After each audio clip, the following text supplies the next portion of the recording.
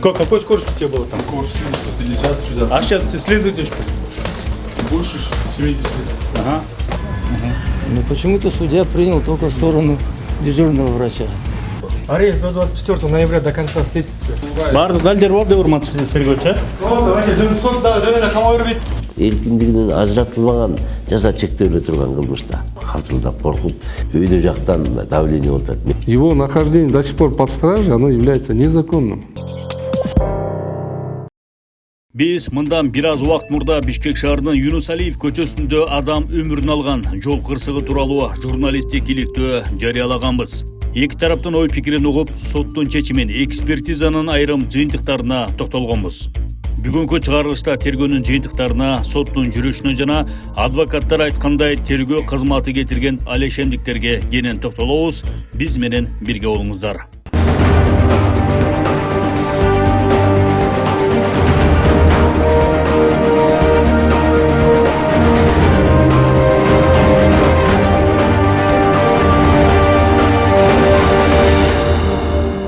Эки миң жыйырма үчүнчү жылдын 18 октябрында Борис Алиев Кыргыз Республикасынын кылмыш жаза процессуалдык кодексинин 96-беренесине ылайык кармалып, Бишкек ШИИБинин убактылуу кармоочу айына киргизилген. Ал эми 20 октябрда болсо Бишкек шаарынын Свердлов райондук сотунда анын баш коргоо чарасы каралган. Судья Түмөнов аны 2 айга камакка алган.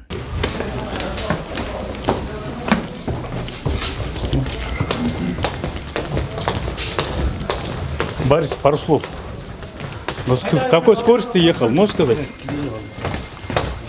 Какой скоростью у тебя было там? Скорость 50, 60. А сейчас ты следуете что? Больше 70. Ага.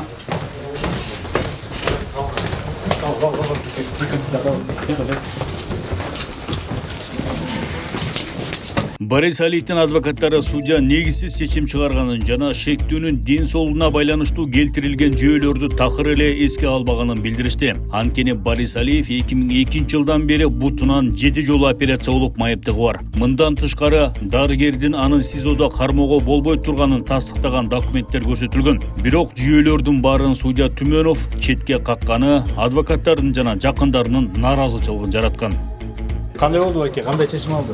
Ошону айтып коесузбу? Арест до 24 ноября до конца следствия. Борис, как ты думаешь, правильно закрыли, неправильно? Почему так думаешь? Ты постой ехал, они говорят, быстрее, другая сторона говорит, постой ехал. Нет, больше 60. Больше 60? Не больше 60. Около 50 км в час. Ага. А иначе, прощение, говорят, даже не подходили, говорят, по-человечески не просили, говорят. Каждый день приходил домой, на колени вставал в кабинете у следователя. Да есть видео даже. Да, ничего не ехал с кабины. Ты же родной сам забирал, что улыбаешься. Барды дальдер болды урматсыз тергөөчү. Давайте сот да жөнүнө камап бербейт.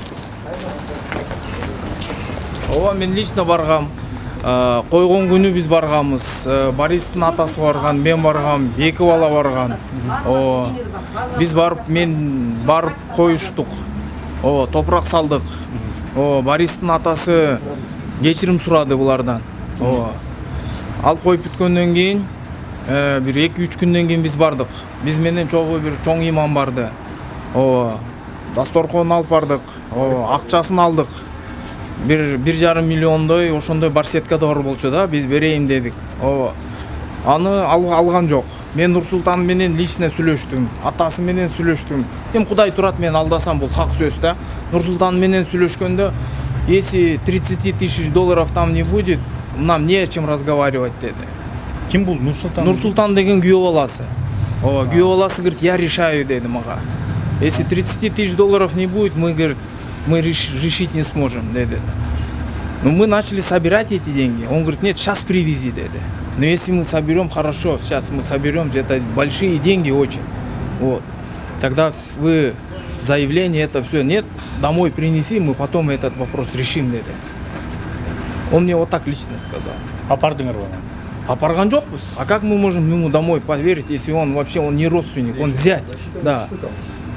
За считанные часы. И потом я позвонил покойной Эджешке супругу. Я сам лично звонил, я ему 2 раза звонил. Он сказал, вы готовы, говорит. Если вы готовы, говорит, как Нурсултан сказал, то тогда давай, приезжайте, говорит. Я ему сказал, ну там надо все, адвокаты, с вашей стороны должен быть адвокат быть, с нашей стороны должен быть адвокат быть, чтобы это все засвидетельствовать, чтобы между нами не было. Если следователь должен быть. Вот. Но они от этого, ну, я понимаю, они реагировали как? Они начали его материть, начали его бить. Но он ничего не делал, он просто стоял, молчал. В этой ситуации он что может? Он башын түшүрүп, Борис ылды түшүрдү.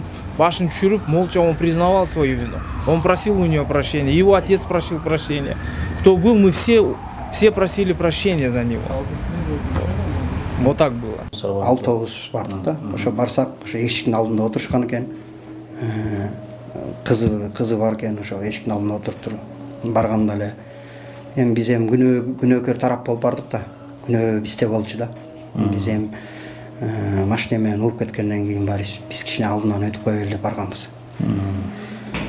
Анан ошо барсак эле алдында эшиктин алдында кызы отуруптур, анан кийин сурады ошо кызы бир аз сурап кийим эле, кандай болду эле, эмнеге келбей койдуңар, эмнеге кечен менин апамды коюп атканда силер жок болдуңар, бирөөңөр да басып келген жоксуңар дегенде Борис ошол жерде биз бардык, биз болгонбуз, бирок биз ар жакка киргише алган жокпуз. Эмнеге дегенде баары сабырдан чыгып турган мал болчу, баары тең мындайча айтканда аза күтүп турган мал болчу.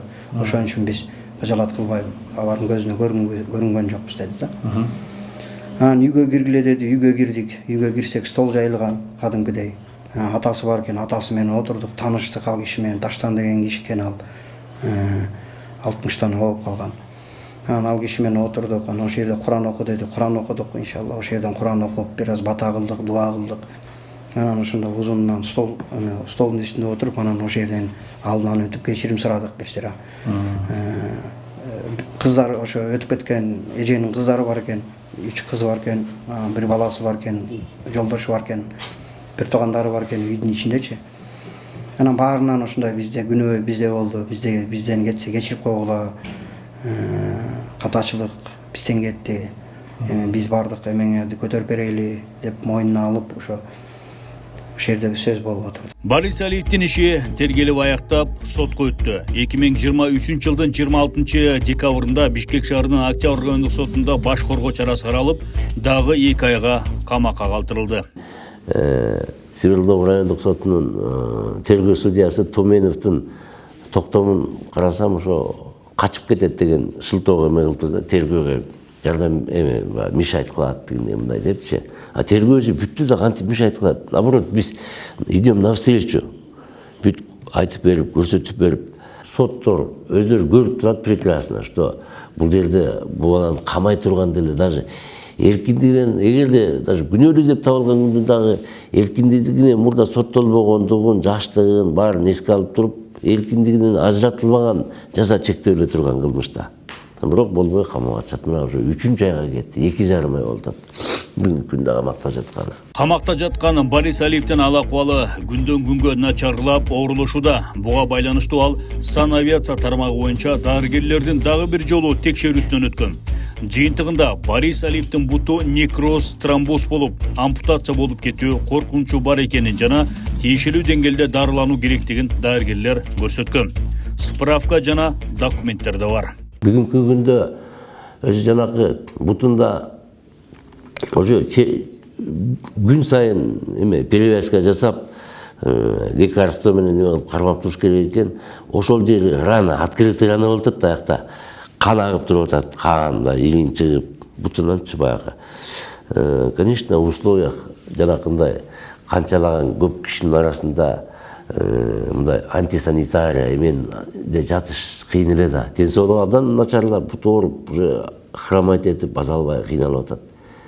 Кийген кийимдер буттары да өтөт. Эгерде үйдө ээн эркин болсо, хоть үйүнө келгенде лечение алып, же болбосо стационар больницага келип лечение алып, баягы гигиенаны сактайт эле да. Тияктан түрмөдөн эми сактай албайт да. Жанагынча киши бир мындай комнатада 7-8 ондой киши жашаса, бирөө ар кандай эме да. Ошол жагы абдан кыйын болуп атат да. Буга мындай кандай десем, пытка кылып атышат да, эсип кыйнап атышат деп эсептейм мен. Бүгүнкү күндө ошо биздин тергөө, прокуратура жана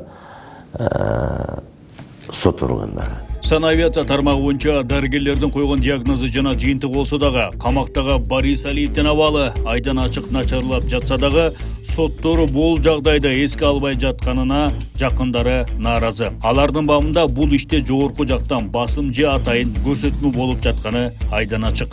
Судья 18-нчи эмеде алдым дейт, декабрда 26-сына койгон экен. 26-сында ошол эле бир эле вопросту карадык, бүт болгон документтерди, болгон өтүнүчтөрдү киргизип, справка о состоянии здоровья бүт баарын көрсөтсөк дагы сот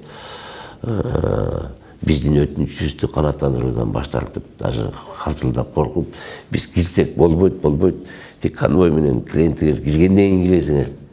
Тиги тарап көрүп калса жалып калат, мен үстүмөн деп коркуп атат да судья.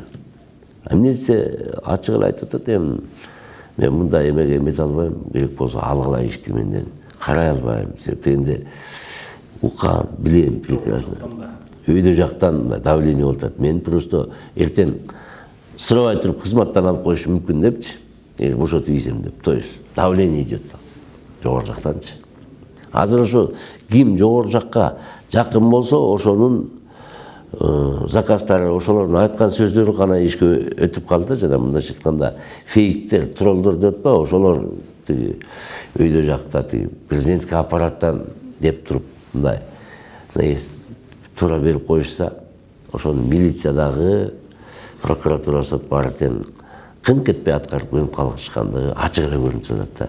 Биякта калыстык деген, мыйзамдуулук деген, адамгерчилик деген, мусулманчылык деген роль аткарбай калды, ойнобой калды да. Ошо Алиевдин үстүнөн тергөөчү мыйзам УПКнын талаптарын бузуп, мындай бир жактуу тергөө жүргүзүп эме кылгандыгы үчүн тергөөчүнүн үстүнөн ГКМБнын төрагасына, прокуратурага бардык жерге биз арыз менен кайрылдык. Апасы жазып атат, бирок пока еще мындай эме кылып элек, бирок негизи мунун үстүнөн кызмат абалынан кыянат пайдалануу, жанакындай эме служебный подлог деп минимум 2 статья менен кылмышын козгош керек да негизичи. По идее, должна.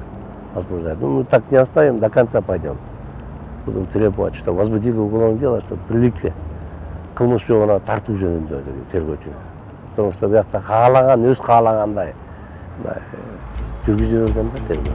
Борис Алиевдин жактоочулары Алида болсо соттон адилеттүү, ар тараптуу жана мыйзамдын чегинде соттук процесстер жүрүшүн талап кылышууда. Тергөө малдарын тергөөчү Бектен Айбеков одоно мыйзам бузуулар менен жүргүзгөн. Анын туура эмес түзгөн кырсыктын схемасынын айынан экспертиза Борис Алиев башкарып бара жаткан автоунаанын ылдамдыгын 77,8 км/саат деп чыгарган. Бирок бул жыйынтык чындыкка дал келбейт. Бишкек шаардык прокуратурасынын көрсөтмөсү менен жүргүзүлгөн экинчи экспертизанын жыйынтыгы боюнча Борис Алиев башкарып бара жаткан автоунаанын ылдамдыгы 65,7 км/саат болгон жана унааны токтотуп калууга анын эч кандай мүмкүнчүлүгү болгон эмес. Бирок мыйзам иштебей, сот тарабынан жаңы жагдайлар эске алынбай жатат. Кайра экспертиза назначениятиргенде алар берип атат, Алиев не имел возможности остановиться деп. То есть не по его вине так получилось деп эме берип атат да. Ошондо аталган комиссион уже акыркы экспертизанын негизинде керек болсо кылмыш куугунтугу кыскартылып туруп, биздин жактобуздагы Алиев эшак боштондукка чыгыш керек болчу. Бирок ошону карабай, тергөөчү, прокуратура нагылым образом сотко жөнөттү. Эми ошону көрүп туруп эле соттор дагы мыйзам бузуу жолу менен өзүнүн өндүрүшүнө кабыл алып, баш коргоо чарасын камакта калтыруу тууралуу чечимди чыгарып коюшат да. Эксперт спокойно, в рамках закона, он дал заключение, что скорость 65,7. 77,7, как он сделал, либо 65. Разница, я думаю, существенная. Вот. И особенное внимание надо обратить внимание на заключение дополнительной автотехнической экспертизы, которая полностью указала на несостоятельность обвинения, потому что Борис Алиев не располагал технической возможностью проверить ДТП. Это о чем говорит? Если простым языком, сама диспозиция, предъявляемая ему в статье 312, это нарушение правил дорожного движения, повлекшее дорожно-транспортное происшествие, то есть то, что он менял, она нашла свою незаконность. Казалось бы, после получения данных заключения экспертиз, что должно делать следствие? Они сразу же должны были принять меры по изменению меры пресечения, то есть освобождению, и, соответственно, согласно статье 27 часть 1 пункт 2, прекратить дело. К сожалению, здесь закон, опять же, не работал, не сработал, можно сказать. И дело вот с этими доказательствами каким-то образом добились того, что прокуратура утвердила, направила в суд. Нам это, с правовой точки зрения, это, конечно, незаконно.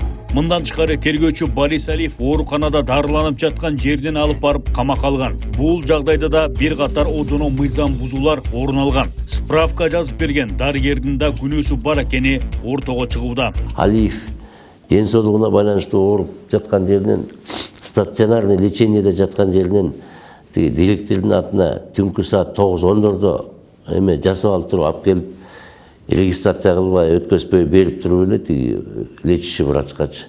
Анан кийин бул камалды арест наложен алып кетебиз, азыр камайбыз деп заблуждение келтирип баягы врачтарды өзүнүн каалаган эмесин могут содержаться под стражей деп туруп ИВС СИЗО может находиться в местах лишения свободы деп жастыртып алып туруп алып кетип калып камашканда. Бул эмне дегендикти билдирет. Дарыгерге диктовка болгон. Диктовка болгон. Дарыгер менен сүйлөштүк. Дарыгер айтып атат, ооба менден кетип калыптыр. Бирок тигилер же арест бар, же камалды алып кетебиз деп нагыла келгенде. Ал дарыгер бала деле, жаш эле бала экен. Ал жанакындай ситуациялар менен сталкиваться этпегенден кийин булар уверенно кирип келип эле жанагынтип атса, айласы кетип калса керек да, болбосо жок, муну регистрация кылып келди. Бұл стационарный больной мен бере албайм. Егер хотите, давай конвойыңарды алып койгула бияка деш керек болчу да. Эгер ушунчолук опасный кылмышкер болсо депчи.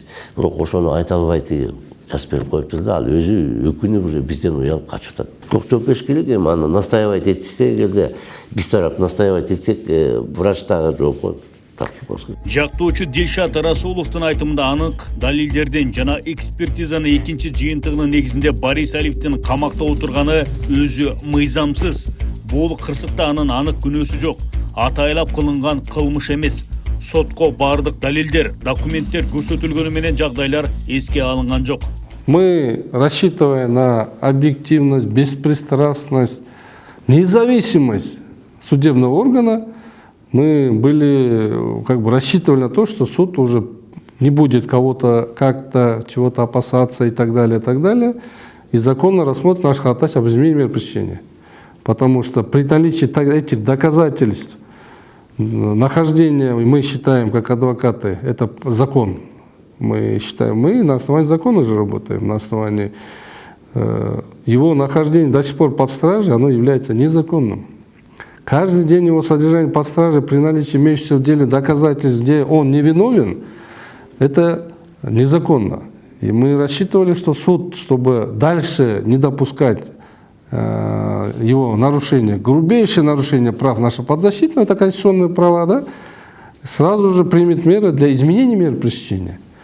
При этом мы, заявляя ходатайство, суду представили весь пакет документов, весь пакет доказательств, весь пакет обстоятельств, которые напрямую влияли и должны были повлиять на удовлетворение этого ходатайства. Но, к сожалению, опять же, здесь закон не сработал, и с судом поверхностно, наверное, рассмотрение было, или что им, мы считаем, что незаконно было отказано. Борис Алиевдин ал акыбалы начарлап жатканын экинчи адвокат Дилшат Расулов да тастыктады. Тиешелүү справкалар жана дарыгерлердин чыгарган бүтүмү бар экенин кошумчалады. Ввиду того, что его болезнь, она имеет специфику дальнейшего ухудшения, а это заражение, если пойдет крови, то это ампутация и дальнейшие тяжкие уже последствия. Об этом говорят врачи, не мы. Баласынын ал акыбалына, ден соолугу начарлап кыйналып жатканына чыдабаган апасы Чайка Алиева коомчулукка, бийлик өкүлдөрүнө жардам акыйкаттык сурап кайрылды. Ошондой эле дагы бир ирет маркумдун жакындарынан, үй бүлөсүнөн кечирим сурады. Еще раз, пользуясь случаем, я хочу принести свои соболезнования. Я понимаю боль утраты семьи. Я хочу попросить у мужа, у ребенка, у каждого этой женщины, у всех ее близких и родственников, хочу попросить прощения. Это было неумышленно, это было по неосторожности. Мой сын невиновен. Я хочу попросить их, чтобы они вошли в наше положение и поняли, что мой сын не хотел сделать ничего плохого. Это было просто случайностью, несчастной случайностью. Мы скорбим вместе с ними. От безысходности мне пришлось обратиться за помощью к нашему уважаемому президенту.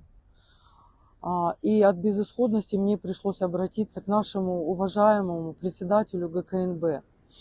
Я прошу их обратить внимание на сфабрикованное уголовное дело против моего сына. И также я была еще вынуждена обратиться к министру МВД с просьбой о проведении проверки по данному уголовному делу, который вел следователь ГУВД города Бишкек Айбеков Бектен. Благодаря сегодняшней возможности и пользуясь случаем, я хочу обратиться к председателю Верховного суда Кыргызской Республики и принять меня на личный прием. Я, гражданка Кыргызстана, прошу о соблюдении прав человека в отношении моего сына. Я прошу все ветви власти обратить внимание на сфальсифицированное уголовное дело против моего сына Алиева Бориса и дать юридическую оценку всем органам, которые возбуждали, вели следствие, осуществляли надзор и принимали судебные решения в отношении моего сына. Адвокаты Алиева Бориса готовы документально подтвердить, основываясь на законы Кыргызской Республики, что нет и не было законных полномочий на арест и содержание моего сына в СИЗО по ДТП, которое произошло неумышленно и которое произошло по неосторожности. Это был несчастный случай. На это есть заключение специалиста судебно-экспертной службы при Министерстве юстиции Кыргызской Республики, что у водителя Алиева Бориса не было возможности испытать ДТП. Жакын карада Борисалиевдин соттук процесстери башталат. Бул жагдайларда кийинки тасмаларда кенен айтып беребиз.